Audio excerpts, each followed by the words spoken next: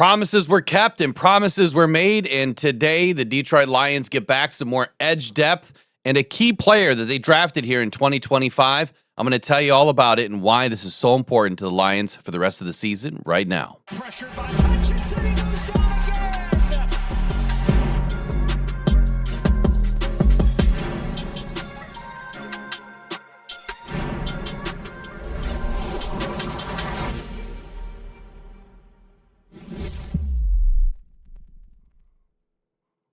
All right. Hey, welcome into Rock Down Detroit Lions. Hey, I'm Will Rock, and I appreciate each and every one of you guys jumping in here to join me for this quick video here on Ahmed Hassanein.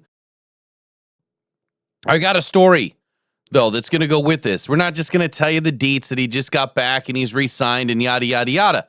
No, I have a story about Ahmed Hassanein, and I think it's a story that perfectly encapsulates or captures the Detroit Lions and what this organization is all about. Promises were made, promises were kept. Ahmed Hassanein is back to the Detroit Lions, just signed about an hour ago. And if you don't know this young man's story, you better buckle up, because it's one of the most incredible journeys you're ever going to hear about in professional football. We just need the other half of that story to come true. And I think it will. You just have to give Ahmed a little bit of time. Let's not give him the no respect treatment. No respect. Let's give him some time to do his thing, okay? All right, so let's talk about the backstory here. Let me tell you a little bit about who Ahmed is, in case you guys have forgot, because it's been a long time since he's been kind of in the fold. It's going on about 12 weeks or so now. But this story is just remarkable. First Egyptian native player ever drafted in NFL history, lands with Detroit. Think about that for a second. First ever Egyptian native player. That's incredible in and of itself. He was actually born in California, and he moved back out to Egypt when he was a young child. I forget how old he was.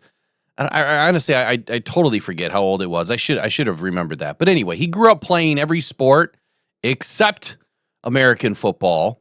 In Egypt, boxing, wrestling, judo, jiu-jitsu, you name it. He became one of the top-ranked CrossFit athletes in Egypt, all of Egypt. The kid was just a natural competitor at a young age. But here's where it gets wild.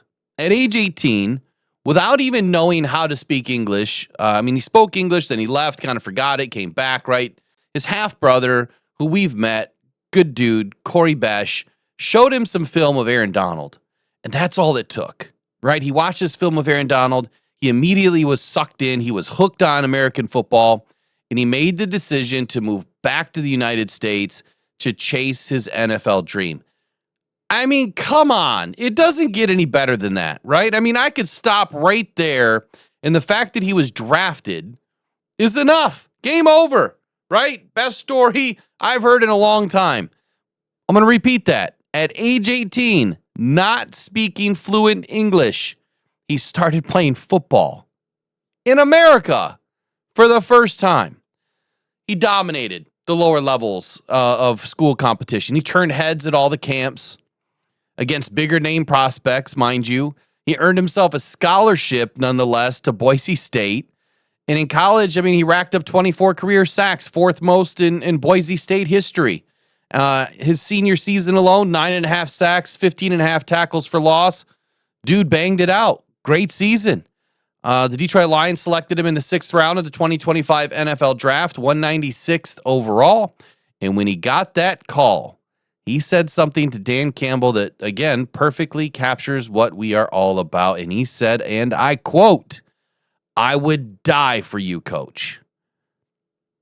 Again, how does it get any better than that? It's just the kind of mentality that this organization is all about, right? And the kind of players that Brad Holmes and Dan Campbell want on this squad. So we're going to fast forward a little bit. Had a good camp, was playing pretty well, gets into the preseason.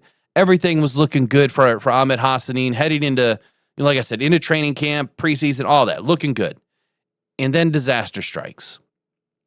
Ahead of the final roster cutdowns in August, he suffered a pectoral injury in one of the preseason games. He was kind of blindsided on his left side, ended up falling wrong, I think he kind of grabbed on his way down. Never really got a clear answer on that, but it was significant enough that it wasn't going to be ready for the start of the season.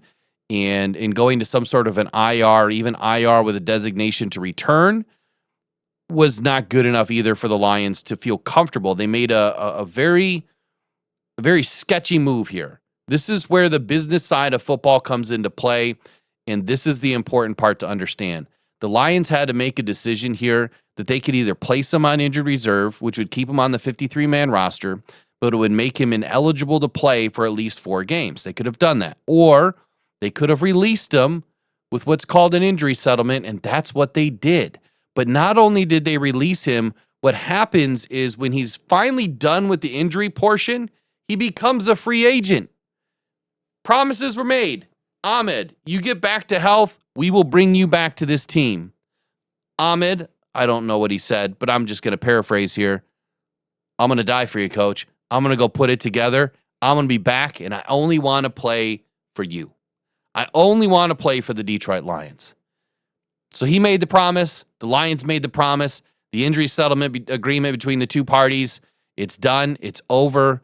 The Lions now have their player, the guy that they drafted 196 overall in the 2025 NFL draft, back now on the practice squad. Here's the key. This whole waiting period, right? The 3-week waiting period that the Lions had to wait, that is why this business decision, I think, was so just nutty when it was going on, because he could have been offered by anybody. Any team could have come in and offered him more money, more something to go be with them. And either they didn't or he wasn't going to accept it. And either whatever happened, he's back, right? So that's the crazy part of this deal. But here we are, right? This is where the Detroit Lions organization really showed their true colors and why Brad Holmes is one of the best general managers in the NFL. When they released Ahmed Hassanein with an injury settlement, there was a clear understanding, or I guess it was really understandable from all of us fans that, are we going to lose this guy? Like, is another team going to scoop him up? Like, did we just waste a draft pick? A lot of people were unclear on the whole situation, and then hearing how it was going down, it just didn't make much sense, even more so after the fact. Like, a lot of us were concerned. Obviously, I was a little bit more invested, having Corey on the show for, several weeks there. Got to know him and his family a little bit better, and of course we wanted him on the squad. Been a big supporter of his since day one. But he's back. He's going to be playing this year at some point. I can't believe it's all coming full circle right now. The Lions are getting healthy at the right time. You're getting guys back that are, they're young, their legs are fresh, they're ready to go. We do need some help on the defensive line. We definitely need some depth. But here's the trick to this whole thing. He can still get poached. I tried to do as much research as I could before this video, and even though that he's on the practice squad, he's not on the active 53. And what we know about the practice squad is you can poach some guys.